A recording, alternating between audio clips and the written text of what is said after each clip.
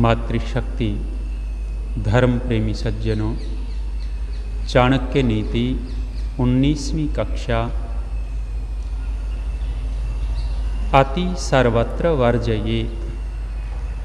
किसी भी चीज़ की हम अति करते हैं, बहुत ज़्यादा कर देते हैं, वो हानिकारक होती है। चाहे कितनी भी ताकत देने वाली दवाई हो, घी और दूध बड़े उत्तम हैं, लेकिन ये भी अधिक मात्रा में लिए जाते हैं तो ये हानि ही करेंगे। इसलिए आचार्य चाणक्य कहते हैं कि संतुलित होकर के रहें। कहा अति रूपेण वै सीता, अति गर्वेण रावणः, अति दानं बलिर दत्वा, अति सर्वत्र वर्जयेत। कहते हैं अति रूपेण वै सीता। माता सीता रूपवती थी, सुंदर थी। सुंदरता की अधिकता के कारण माता सीता का हरण हो गया। रावण उसको उठा ले गया। जहाँ भी अति होगी वहाँ कुछ न कुछ तो हानि होगी। खिलजी आया था और खिलजी भी सुंदरता पे ही मरा था। पद्मावती बहुत सुंदर रूपवती थी। कहते हैं कि उस समय उनसे सुंदर कोई स्त्री नहीं थी। अति सुंदरता के कारण हानि तो हुई मेवाड़ की। जहाँ भी अति दिखाई देगी वहाँ कुछ न कुछ हानि होगी।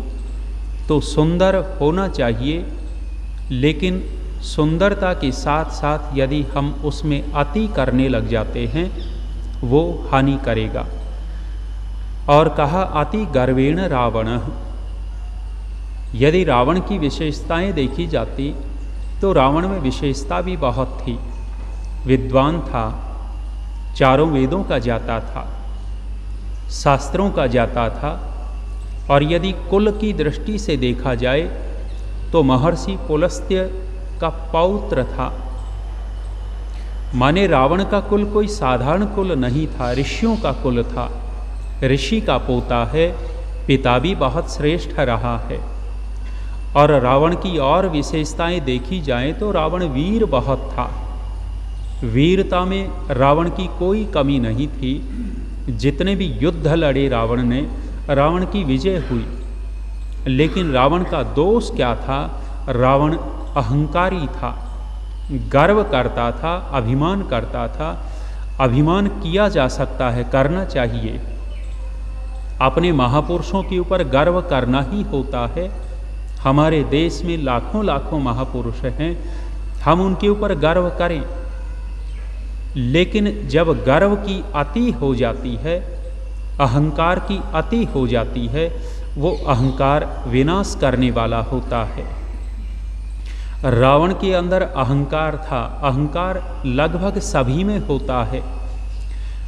कुछ साधक लोग होते हैं जो अपने अहंकार को दबा लेते हैं, अहंकार के ऊपर विजय प्राप्त कर लेते हैं।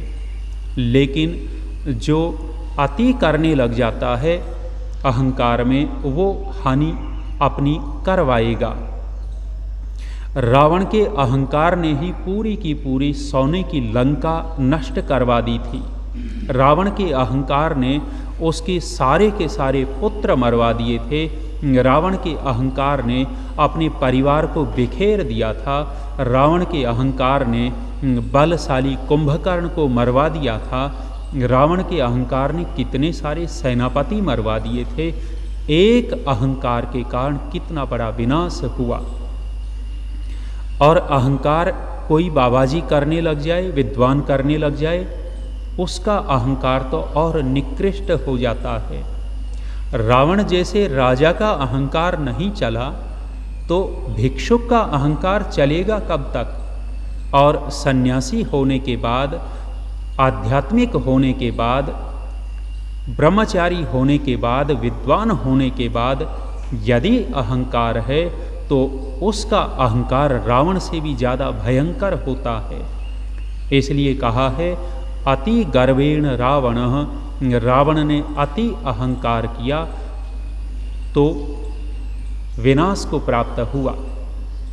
तीसरी बात और कहते हैं, अति दानम बलिर दत्वा, दान देना होता है, देना ही चाहिए, दान की प्रशंसा बहुत है, लेकिन यहाँ कह रहे हैं कि अति जहाँ भी होगी, दान देना श्रेष्ठ कर्म है, लेकिन वहाँ भी अति कर देंगे वहाँ हानि हो जाएगी।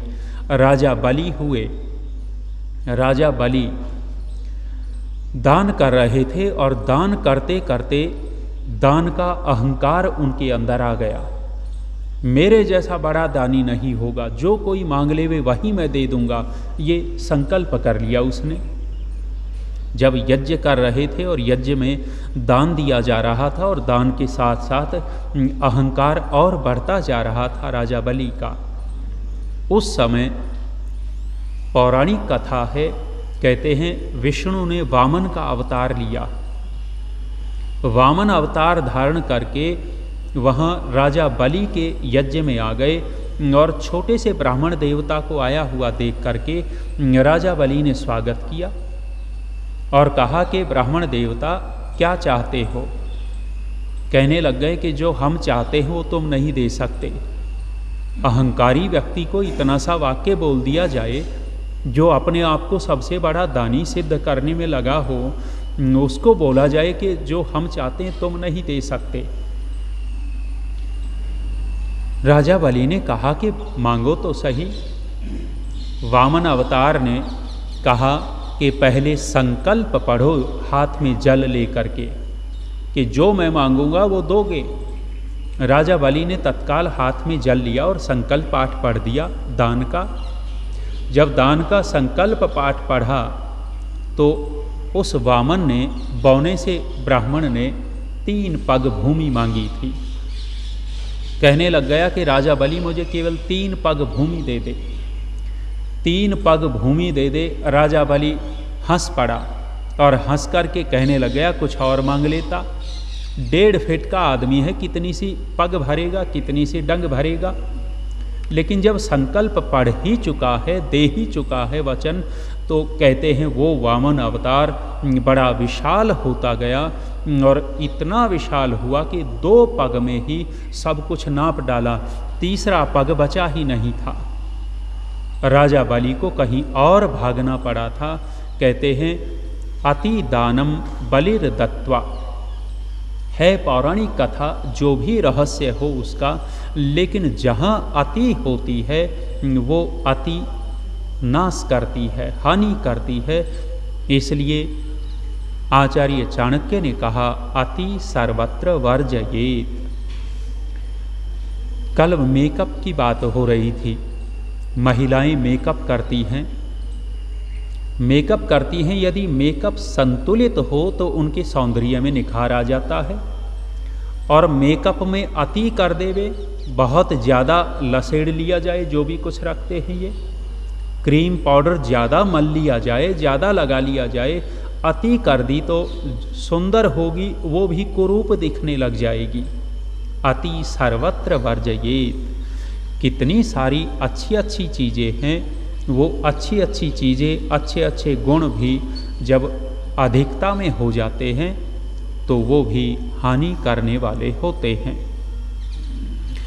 आगे और कहा है, किसके लिए कौन दुर्लभ नहीं है। कहा को ही भारः समर्था नाम, किम दूरम व्यवसायिनाम, को विदेशः स विद्यानाम, कह परः प्रियवादिनाम। कहा कि समर्थों के लिए कौन सा कार्य कठिन है। जो मेहनती है, पुरुषार्थी है, समर्थ है, उस समर्थ व्यक्ति के लिए कौन सा कार्य कठिन है। कहा कि कोई कार्य कठिन नहीं है। दशरथ मांझी शायद झारखंड के हुए, दशरथ नाम का एक मांझी, वो दूसरे गांव में कोई रिश्तेदारी रही होगी या दूसरे गांव में जाते थे तो बहुत दूर घूम कर के जाना पड़ता था। गांव दूसरा पहाड़ के उस तरफ था पहाड़ के दूसरी तरफ ही दूसरा गांव है, लेकिन बहुत दूर से घूम करके सब लोगों को जाना पड़ता था। दशरथ मांझी ने, कहते हैं, संकल्प लिया, छीनी हथौड़ा उठाया और छीनी हथौड़ा उठा करके पहाड़ को काटना शुरू कर दिया। इतना बड़ा पहाड़ जब वो छीनी हथौड़े से तोड़ रहा था, लोग मजाक किया करते थे कि दशरथ मांझी पागल हो गया है, देखो क्या करता है, पहाड़ थोड़ा ही कट जाएगा छीनी हथौड़े से। और उस दशरथ मांझी ने जो संकल्प किया, धीरे धीरे पहाड़ को काटते काटते वर्ष तो उसको कई लग गए होंगे, बहुत दिन लगे, लेकिन पहाड़ को काट काट करके अपने छीनी हथौड़े से उस पहाड़ के बीचों बीच उसने रास्ता बना दिया। रास्ता बनाया, उस व्यक्ति को सरकार ने भी पद्मश्री पद्म भूषण जो भी इनके सम्मान होते हैं उससे सम्मानित किया। और पूरे देश में दशरथ मांझी का, एक गरीब आदमी झोंपड़ी में रहने वाला था, पूरे देश में नाम हो गया। और उस व्यक्ति के ऊपर लोगों ने फिल्में बनाई, मूवी बनी। यहाँ आचार्य चाणक्य कहते हैं,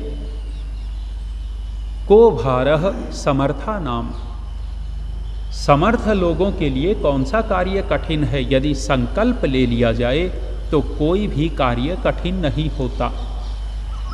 आजकल जो बच्चे पढ़ते हैं, पढ़ने वाले बच्चों के मन में, बहुत सारे बच्चों में विचार आ जाता है कि मैं कैसे पास हो पाऊंगा, मैं ये एग्ज़ाम नहीं दे पाऊंगा।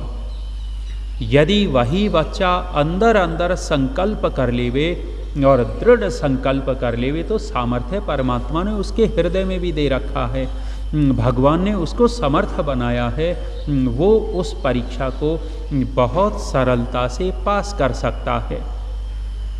इसलिए कहा है अपने अंदर पूरा सामर्थ्य पैदा करें, और सामर्थ्य पैदा करके कोई कार्य कठिन उनके सामने नहीं दिखेगा।